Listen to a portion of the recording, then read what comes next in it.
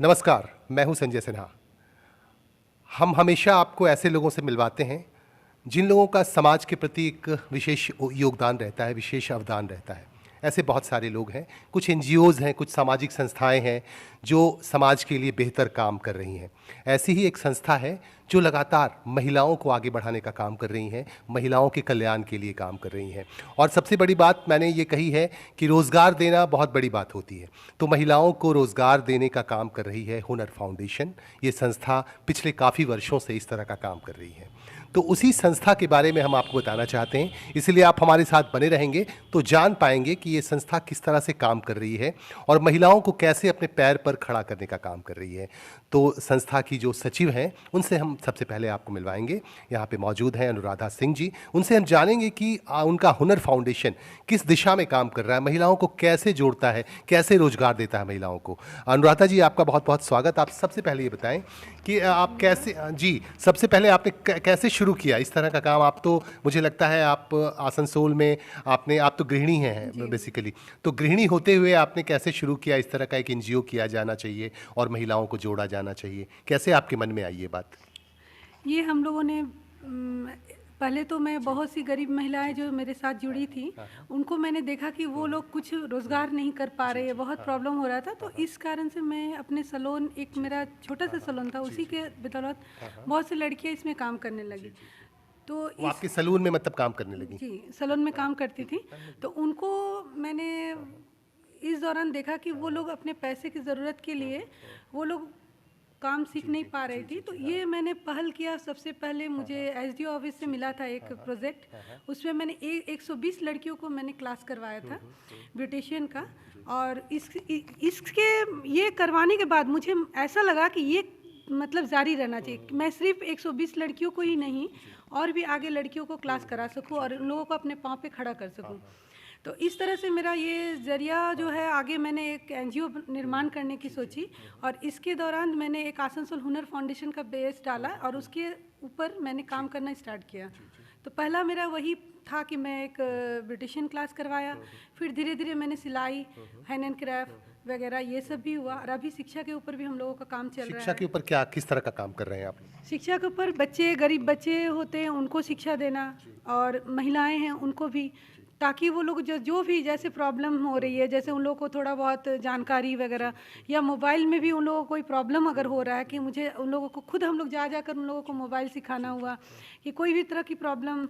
और जैसे कि कुछ अगर वो लोग छोटी मोटी चीज़ें जैसे कि नहीं कर पा रहे हैं तो उसको हम लोग जाके हेल्प कर रहे हैं। अच्छा, हेल्प कर रहे हैं जी। ठीक है। तो यहाँ पे मतलब आप लोग वर्कशॉप वगैरह भी चलाते हैं आप लोग, जहाँ पे आप सिखाते हैं? जी जी, है ना। तो वहाँ पे क्या मतलब सबसे पहले ब्यूटिशियन के कोर्सेज करवाते हैं आप लोग और उसके अलावा और भी हाथ के काम उनको सिखाते हैं? हाँ। तो मतलब ये कितने सालों से कर रहे हैं आप लोग?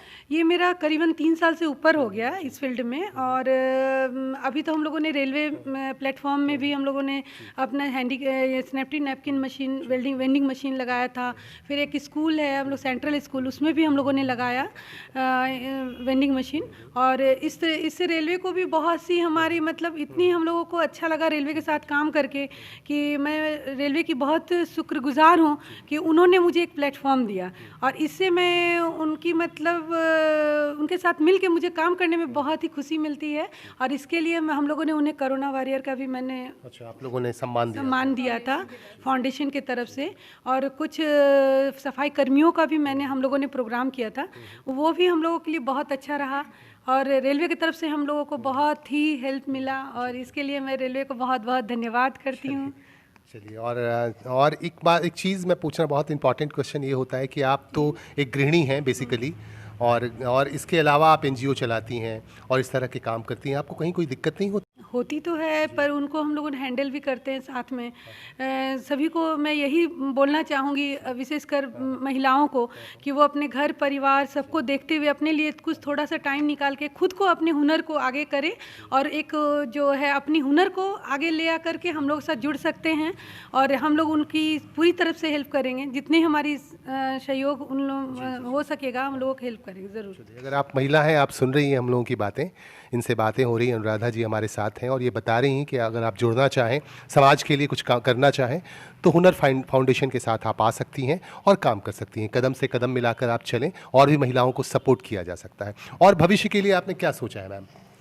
अभी भविष्य के लिए हम लोगों ने शरीर मतलब हेल्थ के ऊपर भी काम करने के लिए हम लोगों ने सोचा है। हमारी एक फाउंडेशन की हमारी बहुत अच्छी मतलब मेरी फ्रेंड बोलो या कुछ जो भी बोलें, हमारे ये सारे हमारे जो संस्था की जो हमारे साथ में जो जुड़ी है कोमल दुबे, वो उनसे आप बात करिए, वो बताएंगे कुछ कि वो हेल्थ के ऊपर और क्या क्या काम करना चाह रही हैं। चलिए, हमारे बीच अभी इन्होंने कहा कि हमारे बीच पता नहीं वो उनसे हम मिलेंगे, वो क्या सोच रही हैं। कोमल दुबे जी हम लोगों के साथ ही बैठी हुई हैं और हम लोग चाहते हैं कि उनसे भी पूछें और वो क्या सोच रही हैं, उनसे हम बात करते हैं। आई कोमल जी, आप बताएं कि भाई आप क्या सोचती हैं इस संस्था को लेके और आप कैसे जुड़ी हैं इस संस्था के साथ? हमारे फाउंडेशन का तो सबसे पहला मेन मकसद ही है कि लड़कियों को आगे बढ़ाना है, क्योंकि बेसिकली आसनसोल में अगर आप देख लीजिए तो बहुत अभी लड़कियों में एक सेल्फ कॉन्फिडेंस बिल्कुल नहीं है। तो उस चीज़ को हमने आगे लेके जाना है और प्लस उसके साथ साथ हर चीज़ में आगे रहना है। तो हेल्थ में भी रहना है और प्लस एडुकेशनल वगैरह सब जगह पे हम लोगों को बेसिकली ध्यान देना है। तो हमारे फाउंडेशन का ये जो ऑप्टिमिस्टिक अभी हम लोगों ने कुछ सोचा है, तो वो ये है कि उनके शिक्षा और हेल्थ पे ध्यान देना है। तो उसके लिए हम लोग बेसिकली अभी गांव-गांव वाले इलाके में जा रहे हैं और जितनी भी यंग जनरेशन है, मतलब ऐसा नहीं सभी जनरेशन को साथ को लेके जाना है, बट यंग जनरेशन को अभी आगे लाना बहुत ज़रूरी है और पिछले इलाकों से। तो उनके साथ हेल्थ प्रोग्राम हम लोग कुछ अभी बेसिकली एक प्रोजेक्ट हम लोग तैयार कर रहे हैं, अभी हम लोग काम कर रहे हैं उस वक्त उस चीज़ पे। तो उन सब को लेके हेल्थ वगैरह पे ध्यान देना है और एक जो बहुत सारी योजना सरकारों की तरफ से ऐसी आती हैं जो उन तक नहीं पहुंच पाती और वो जाती भी हैं तो वो समझ नहीं पाते हैं। तो इसके लिए उनको एडुकेट करना है, जागरूक करना है। तो उस सब चीज़ को लेके बेसिकली उनको आगे लाना है। और हेल्थ का बात हुआ तो जहाँ तक पिछले इलाकों में देखा जाए तो वैक्सीनेशन वगैरह होता है, पोलियो वगैरह होता है, तो वो सब चीज़ें नहीं जा पाती हैं। तो हम लोगों को बेसिकली उस चीज़ पे कार्य करना है और फिटनेस पे भी ध्यान देना है। तो बहुत सारे लोग जो हैं, जो महिलाएं हैं, वो जिम वगैरह भी नहीं जा पाती है, तो उनके लिए वो सारी संस्थाएं मतलब चीज़ें संस्था के तरफ से हम लोग प्रोवाइड करवाएंगे। फ़िलहाल तो इतना ही अभी हम लोग ऑप्टिमिस्टिक हो रहे हैं इन सब चीज़ को लेके, और बाकी सबका सपोर्ट रहे और सबका साथ रहे। तो सब महिलाओं को जिम भी करवाएंगी आप, एक्सरसाइज भी करवाएंगी? बिल्कुल करवाना है, बिल्कुल करवाना है। सबको स्ट्रांग बनना है काफ़ी ज़्यादा। मतलब हालांकि आसनसोल में ऐसा कुछ नहीं होता कि हमारी आसनसोल की लड़कियाँ ही पीछे हैं, ऐसा कुछ नहीं है, सारी स्ट्रांग है, बट थोड़ा सा वो लोग डरती ज़रूर हैं। जहाँ डरती क्यों है? डरने की क्या बात? नहीं, मैंने देखा है जहाँ लड़कों के साथ वाली बात आती है, वो कॉम्पीट करने से लड़कों के साथ वो डरती हैं। तो वो चीज़ नहीं होना चाहिए मुझको लगता है, क्योंकि यहाँ पे हमें ताल से ताल मिला के चलना है और इक्वालिटी वाली बात करनी है। तो बिल्कुल ऐसा भी नहीं है कि मर्दों को एकदम मतलब पछाड़ ही देना है, बट इक्वालिटी की बात आ रही है। तो इक्वालिटी के लिए आपको हर चीज़ में आगे रहना है, बस वही चीज़ है। वही चीज़। चलिए, आप लोगों का ये अच्छा लगा। आप लोगों का जो एम है, मर्दों को नज़रअंदाज भी नहीं करना है, उनको लेके भी चलना है। आप अगर अकेले चलेंगी तो फिर पीछे बिल्कुल नहीं। हाँ बिल्कुल, इन समाज में दोनों का बराबरी का होना बहुत ज़रूरी है। देखिए, सारे मर्द तो खराब नहीं होते हैं, अच्छे भी होते हैं, आपको कॉपरेट करेंगे। तभी मैंने बोला कि साथ में चलना है। इक्वालिटी ये होती है, किसी को आगे पीछे नहीं होना है, साथ में चलेंगे। तो मतलब कैसे आप पहुंचाएंगे? आपने अभी भी कहा कि सरकारी परियोजनाओं के बारे में बताना है, तो कैसे आपने प्लान किया है, कैसे पहुंचाएंगे आप? जी देखिए, इसके लिए हम लोगों ने सोचा है कि जो हमें प्लान जिसके बारे में जैसे जैसे योजनाएं आएंगी, वो हम ग्रुप में जाएंगे गांव-गांव में, इलाके में, और उस चीज़ के बारे में उनको एडुकेट करें, उस चीज़ के बारे में बताएंगे। और जो उसी समय उनके साथ जुड़ना चाहें उनका वेलकम करेंगे। प्लस इसके साथ साथ ये है कि बहुत सारा अभी महिलाओं को प्रॉब्लम काफ़ी ज़्यादा होती है हिंदी वगैरह और मतलब भाषाओं को लेके, क्योंकि यहाँ पे जो आप देखेंगे वो आदिवासी थोड़े से ज़्यादा लोग हैं और उनकी बोली अलग हो जाती है, तो वो बंगाली भी नहीं समझ पाते, हिंदी भी नहीं समझ पाते, और इंग्लिश तो थोड़ी दूर हो जाती है। तो फिर सब चीज़ के लैंग्वेज एडुकेशन भी बहुत ज़रूरी है इस चीज़ में। तो सब कुछ लेके चलना है। इशारे से तो बात कर ही सकती है मैडम, भाषा आपके लिए आड़े नहीं आएगा। हाँ, बट अगर अवेयरनेस अवेयरनेस में आपको बोलना तो पड़ेगा ही, हाँ, इशारों से आप जी कितना हम लोगों के साथ भी कभी कभी आता है तो इशारों से हम समझा सकते हैं, बातें कर सकते हैं। चलिए आप लोग काम करिए। अभी मैडम ने कहा कि भाई हम लोग चाहते हैं कि सरकारी परियोजनाओं का लाभ लोगों को मिले और उन तक हम पहुंचाएं। अभी देखिए ममता बनर्जी ने शुरू कर दिया है द्वारे सरकार, तो उनके लोग घर घर में जा रहे हैं, योजनाओं के बारे में बता रहे हैं, है ना। तो फिर आपके अगर थोड़ा बहुत काम बच जाएगा तो आप लोग उसको पूरा कर दें, मुझे लगता है। और क्या सोच रखा है आपने? आखिर में हम पूछना चाहेंगे कि और क्या प्लानिंग है, लोगों को क्या संदेश देना चाहेंगे, खासकर महिलाओं को, युवतियों को, उनके लिए क्या करना चाहिए? देखिए, अभी बस मैं यही संदेश दूंगी कि सबको मजबूत बने रहना है, क्योंकि समय अभी जैसे सही नहीं है। महामारी के वक्त तो और भी सबको प्रॉब्लम हुई है, तो आने वाला समय कुछ भी हो सकता है और हमें सब चीज़ के लिए मेंटली प्रिपेयर रहना है। तो बस संदेश यही दूंगी कि किसी को पीछे नहीं हटना है।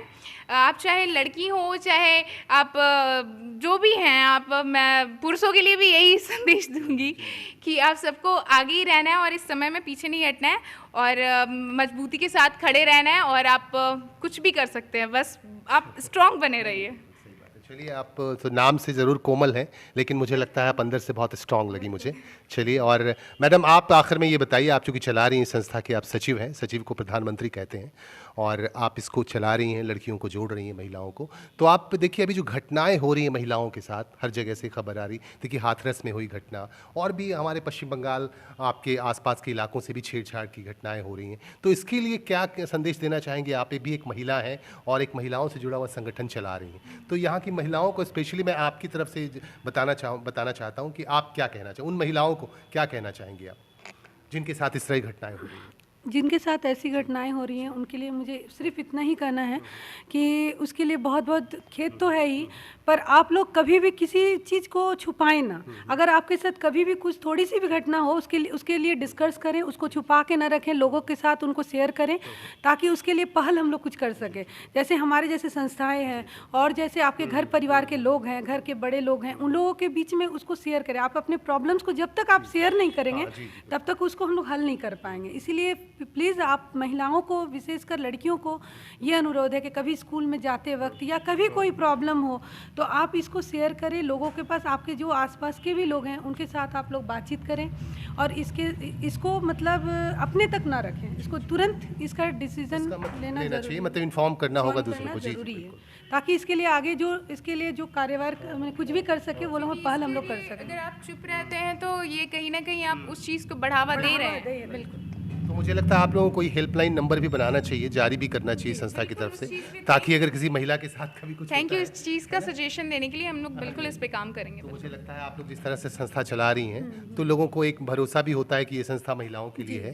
तो मुझे लगता है कुछ एक नंबर हो, हेल्पलाइन नंबर, कि भाई मैं अगर वहाँ फ़ोन करूँ तो शायद कोई ना शायद हम लोग कुछ हेल्प के लिए आए। इसके लिए ठीक है, आप लोगों ने इतनी बड़ी बात मेरे से की तो मैं इसके लिए सोचूंगी और इसके लिए हम लोग सर डिस्कस भी करेंगे कि एक हेल्पलाइन होना बहुत ज़रूरी है जिस पे हम लोग कॉल कर ज़रूरी है। और चलिए आखिर में और कुछ अगर संदेश देना चाहेंगी तो आप दीजिए। आखिर में एकदम जाते जाते मैं चाहूँगा कि बस यही कि खास बात को बहुत बहुत धन्यवाद कि उन्होंने हमारी खबर को इतनी मैंने एक मुझे ये मौका दिया कि मैं आप लोगों के सामने अपने दिल की बातें रख सकूं और हमारे एनजीओज़ को आप लोगों की तरफ ये कर। जी जी जी बिल्कुल, नहीं हम लोग तो खास बात इंडिया ने हमेशा प्रमोट किया है ऐसे लोगों को जो लोग बेहतर काम कर रहे हैं, हमेशा ऐसे लोगों से मिलवाते हैं।